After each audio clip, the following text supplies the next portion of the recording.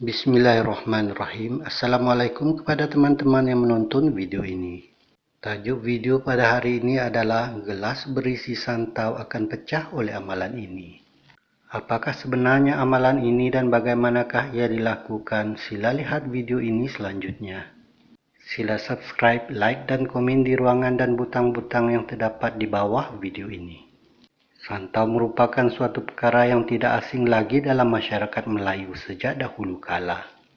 Santau bolehlah ditarifkan sebagai racun, pembisa, cara atau helah secara halus untuk mendatangkan amaran atau hukuman perit kepada seseorang atau segolongan yang dianggap musuh.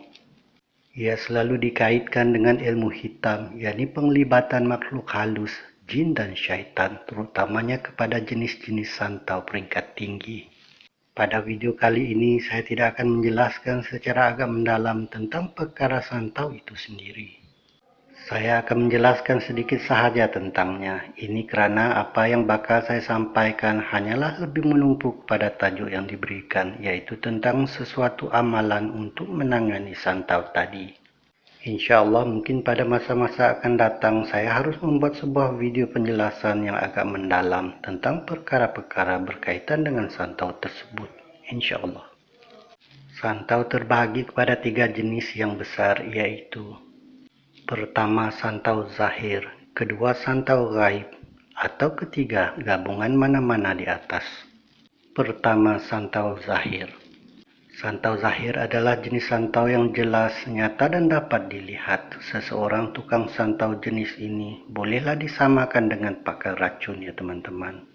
Santau jenis ini lebih cenderung pada penguasaan dalam memahami cara bertindak sesuatu bahan atau ramuan yang berbeza. Malah ramuan tersebut boleh saja digabungkan untuk menghasilkan kesan yang lebih berbeza lagi. Santau zahir ini boleh dibagikan kepada 5 jenis yang lain lagi, yakni subkategori, yaitu pertama, santau minuman atau makanan, kedua, santau sudut nafas atau batuk, ketiga, santau kulit atau sentuhan, keempat, santau deria, saraf atau darah, kelima, gabungan mana-mana di atas. Kedua, santau gaib. Santau gaib pula adalah jenis santau yang bersifat halus, tersembunyi dan misteri. Santau jenis ini lebih cenderung menggunakan bacaan-bacaan dan ritual-ritual tertentu untuk melaksanakannya. Dan semakin kejam sesuatu santau itu, maka semakin besar pula penglibatannya dengan makhluk halus, jin, syaitan, saka atau seumpamanya. Santau jenis ini pula lebih cenderung pada keyakinan dan kesanggupan dalam melaksanakan persyaratan semasa melakukannya. Fase sebelum, semasa dan selepas, tentang pantang larang, kelengkapan dan ramuan, bacaan dan lain-lain. Santau gaib ini boleh dibahagikan kepada 5 jenis yang lain lagi, yakni subkategori, yaitu terpulang pada persamaan cara ia dilakukan. Berikut adalah jenis-jenis santau gaib. Pertama, santau langkah, kedua, santau tanam, ketiga, santau sumpahan atau 77, keempat, santau seru, kelima, gabungan mana-mana di atas. Dalam banyak-banyak jenis santau yang telah saya sebutkan tadi, santau seru adalah jenis yang paling kejam dan ditakuti. Pernahkah teman-teman mendengar atau melihat haiwan-haiwan berbisa seperti ular, lipan, kalajengking, lintah, pacat, ikan keli atau lain-lain keluar dari tubuh badan mangsa? Atau melihat benda-benda pelik dimuntahkan atau tertanam di dalam anggota badan tertentu seperti paku, pin payung, jilid, jarum, pecahan kaca atau seumpamanya? Itu contohnya ya teman-teman. Berbalik kepada tajuk asal video ini, amalan yang saya maksudkan untuk mencegah dari terkena santau tadi adalah berbunyi begini. Bismillahirrahmanirrahim. Bismillahillazi la yadurru ma'asmihi syai'un fil ard wala fis sama'i wa huwas sami'un alim. Maknanya, dengan nama Allah yang Maha Pemurah lagi Maha Penyayang. Dengan nama Allah yang tiada memudaratkan sesuatu apapun dengan namanya, sama ada di bumi dan di langit. Dan dialah yang Maha mendengar dan Maha mengetahui. Begitulah bunyi bacaannya ya teman-teman. Amalan ini diilhamkan daripada sebuah hadis yang bermaksud, Rasulullah Shallallahu Alaihi Wasallam telah bersabda, "Sesiapa yang berdoa dengan nama Allah yang tiada memudaratkan sesuatu apapun dengan namanya, sama ada di bumi dan di langit. Dan dialah yang maha mendengar dan maha mengetahui sebanyak 3 kali ketika petang.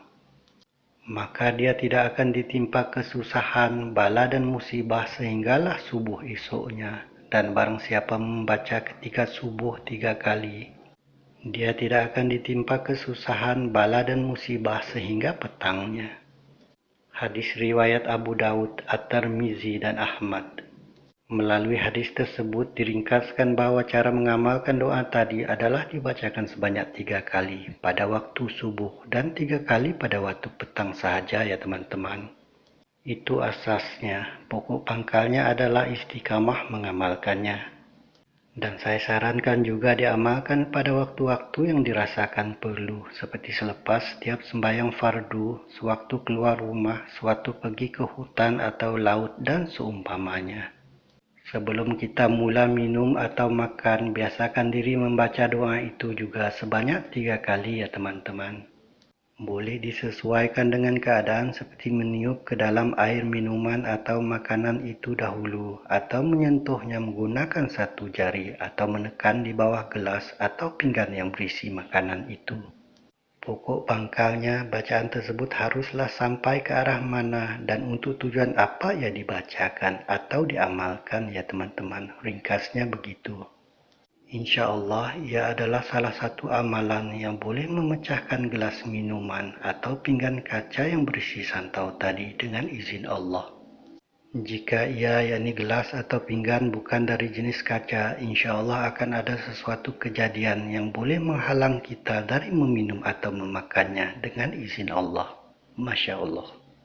Begitu sajalah perkongsian saya tentang sebuah amalan bertajuk gelas berisi santau akan pecah oleh amalan ini tadi ya teman-teman. Jika suka dengan video ini sila subscribe, like dan komen ya. Semoga bermanfaat video pengkongsian ini untuk menambah ilmu pengetahuan dan amalan lillahi ta'ala kita. Sekian saja saya akhiri dengan Assalamualaikum.